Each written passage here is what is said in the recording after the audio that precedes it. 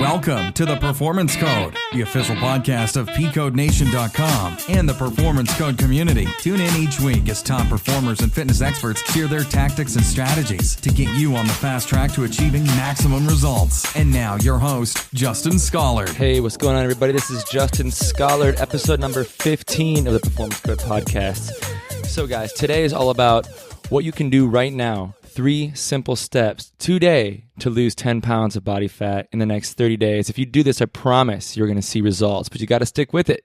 You got to be consistent. As with anything in life, we've talked about this many times in the show already.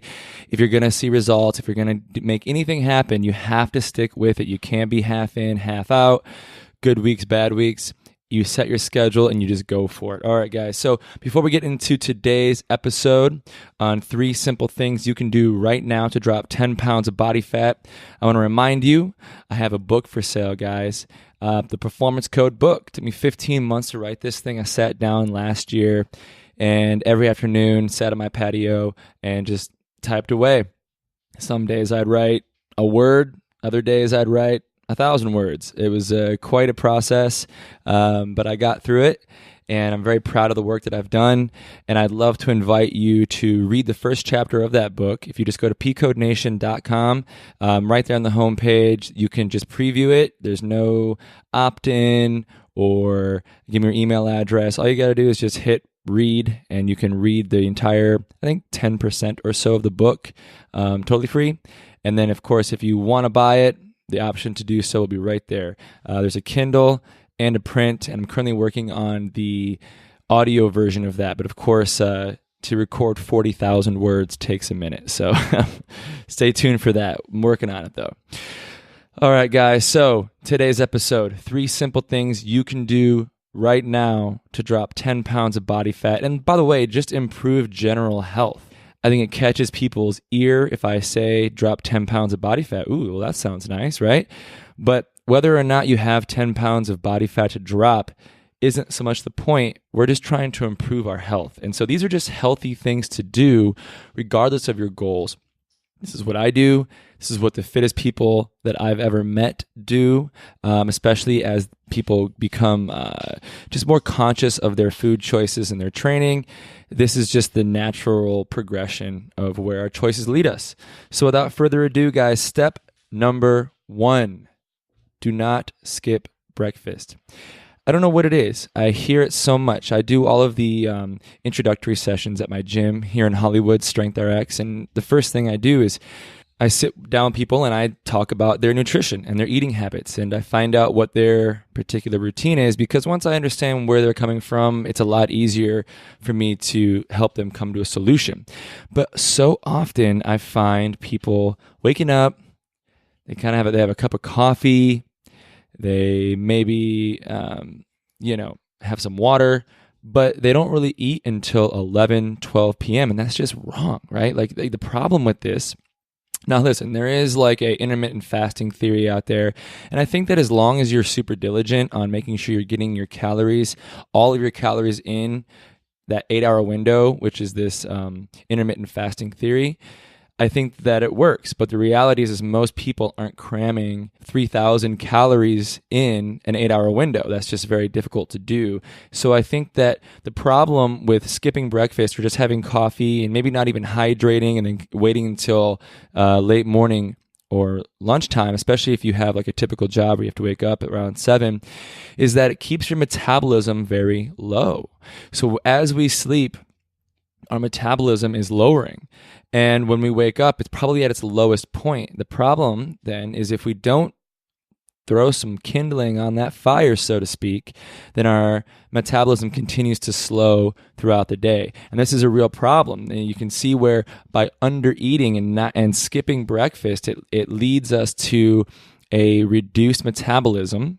And then what happens is people tend to start gaining weight. Even if they eat lower amounts of calories throughout the day, they tend to be holding on to weight, if not gaining a little bit, but definitely not losing weight. And the reason for that is because your body's not stupid. I mean, we tend to just go into survival mode if there's not sufficient calories to support our activity. So instead of working properly by giving your body enough food, not too much, but enough, we tend to go into this starvation mode, survival mode, where our thyroid literally just dials down our metabolism. And so we're just barely burning anything out, therefore storing body fat and certainly not losing any body fat. So we want to stop that by just eating a small breakfast. It doesn't need to be steak and eggs, right? I'm talking like a protein shake. This is what I do. I wake up first thing in the morning. I put 30 grams of protein. I put some super greens in the protein, some chia seeds, and I stir it up and I put it down. And it's healthy. It's getting me some good omega fats. It's getting me some good proteins. Plus, it's in 20 ounces of water. So it's helping to hydrate me from my sleep. And then maybe an hour later, I'll have a protein bar. And then maybe an hour after that or 2 hours after that, when I have a little more time, I'll sit down and have some eggs, potatoes, and just kind of more of your traditional breakfast. But I never just go right into my day without some food in my system. So this is my personal feeling. This is what I've seen work really well for my clientele and the members of my gym and myself, by the way. So step number 1, guys, just don't skip breakfast. Get a protein shake in, for crying out loud. It's so simple. I mean, it's cheap. You order it on Amazon. You get 30 grams of protein in your system right when you wake up. You hydrate. You want to take it to the next level like I do. Get some super greens in there. You will not regret it. Just do it. Trust me. Step number 2, we want to go to sleep with low blood sugar. Now, this is interesting, right? Because I'm asking you wake up and I'm asking you to put food in your system right away. But now I'm also asking you to go to sleep with no food in your system. And this is super important. There's a couple of reasons that we want to wind our calorie intake down as our day winds down. The reason for this, what are calories? It's energy, especially carbohydrates, right? Pure energy. So if I get out of work at 5, maybe then I go work out at the gym at 6, maybe I worked out in the morning, but around 7, that's kind of it, right? Like I'm done for the night. I'm going to be going home, hanging out with my family or with my dogs, if you're like me, watching some TV and just chilling. You don't need a ton of calories in your system. Now, this is unfortunately when most people just start snacking. Popcorn, chips, squawk, hummus, whatever. But the reality is that as you're sitting there not moving, your body's not really burning a ton of calories. So guess what happens? We store it as body fat. Interesting study. They took a bunch of endurance athletes. These guys were training like 3 hours a day. I mean, they wake up, they would do a 45-minute endurance session. Then they would have their break. Then they would do another like 45-minute to 2-hour endurance training session later on in the day. These guys into 2 groups. Both groups ate 400 grams of carbohydrates per day. And that's a lot, but these guys are endurance athletes, and so they're definitely burning it off. So one group was split up, and they ate the same amount of calories. They had 400 grams of carbohydrates per day. The difference is that they just finished eating it by 5 o'clock in the afternoon. Still had 400 grams of carbs, just finished it up by 5 o'clock. The other group had 400 grams of carbohydrates and just continued to eat until they went to bed. And so same amount of calories, they just spread it out up until they went to bed. Over an 8-week period, they measured performance, body fat, and muscle mass. The group that finished their carbohydrates, still eating the same amount of calories, just finished the carbohydrate intake at 5 p.m., had more muscle mass, lower body fat, and the kicker, they performed better. So it's an interesting theory. I mean, it's an interesting way of looking at it. I know that I feel great in the morning if I don't go to bed with a ton of calories in my system.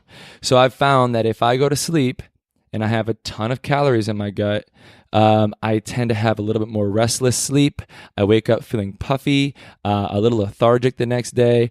But when I can wind my calories down by 4, 5, 6 at the latest, I wake up the next morning feeling fresh, light, rested, in general, pretty good. So guys, recap on that.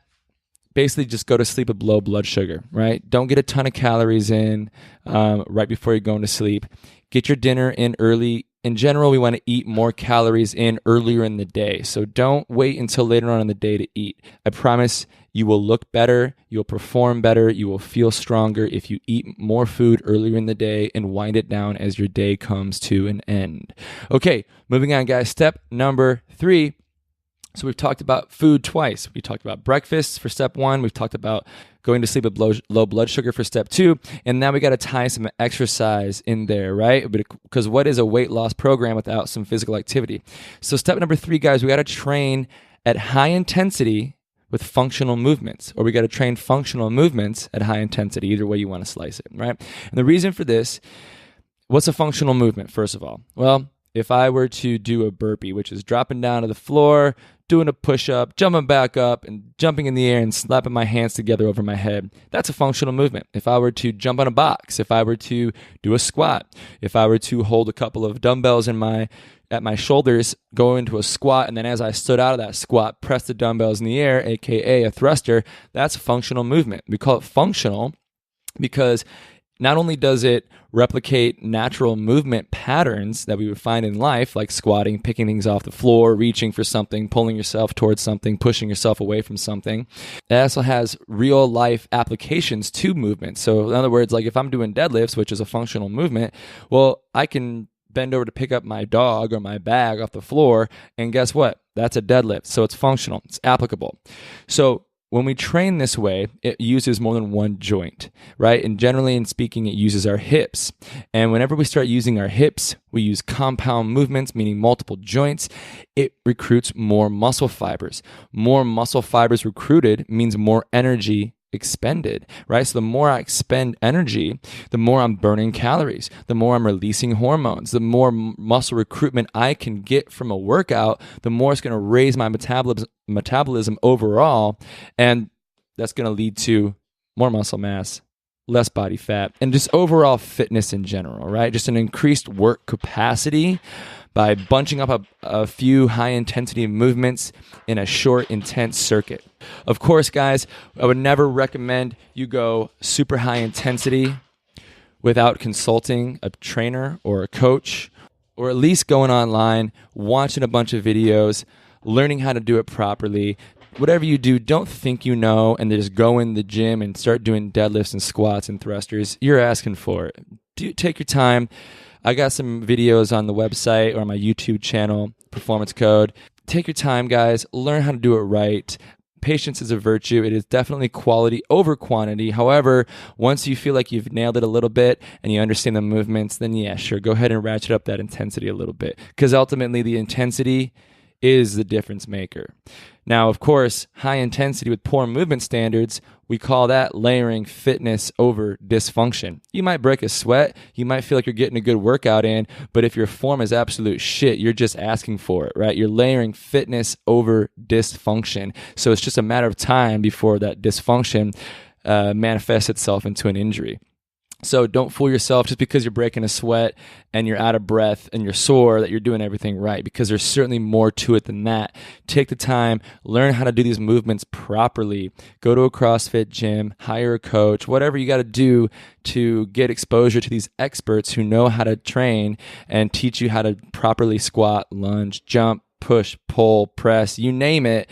You got to do it right, guys. I can't express that enough. Okay, so to recap, number 1, don't skip breakfast. Get some protein in your system when you wake up. Good rule of thumb is 30 grams within 30 minutes. I tend to do mine in about 20 ounces of water, which helps with hydration as well. And I throw some super greens with some good probiotics and prebiotics and blue-green algae and you name it in there. It's got everything I need. It's super important. Number 2, we're going to go to sleep with low blood sugar, okay? So don't sit there when you get home from work with a snack basket, mindlessly tossing potato chip after potato chip in your mouth while you're watching television. You got to stop it. Stop that shit right now. That's getting you fat. Trust me. I'm sorry. There's just no easy way to say it, but that's not doing any good. All right, you got to go to sleep at low blood sugar. When your blood sugar is low, it allows your hormones to be released, right? We produce growth hormone in the absence of insulin, but if we're stuffing a bunch of food and carbohydrates in our face, our insulin levels are going to be super high and our growth hormone levels are going to be a little suppressed. And that's not going to be good if we're trying to lose weight and build a little bit of muscle. All right, and then last but not least, guys, step number 3, we're going to train functional movements at high intensity. Now, I think the priority there is we're going to train functional movements and we're going to train them, meaning we're going to learn how to do them properly. And once we've mastered them to a degree, we're going to turn up the intensity. Ultimately, the goal is to increase the intensity, but not if we're doing them poorly, right? So we're not going to layer fitness over dysfunction. We're going to be functional. We're going to train the functional movements. And as we become more proficient in those movements, we're going to turn up the intensity. So there you go, guys. That is the 3 simple, but I elaborated a little bit, but really they're quite simple. Eat breakfast, go to sleep hungry, and train functional movements at high intensity. That's it. 1, 2, and 3. And you will see immediate results by changing those 3 things. I swear to you. All right, guys. So that's it for today. Make sure to head over to pcodenation.com. Do me a favor. I'm asking you, go and read that first chapter. You don't got to buy the book if you don't like it, but read it. I mean, I think you're going to get something out of it. While you're there, you can hop into the free strength course and book that free coaching call with yours truly. Okay, guys, I'll talk to you next week. This is Justin Scollard, over and out. Thanks so much for listening to The Performance Code, the official podcast of PCodeNation.com, with your host, Justin Scollard, online at PCodeNation.com. We'll catch you next time.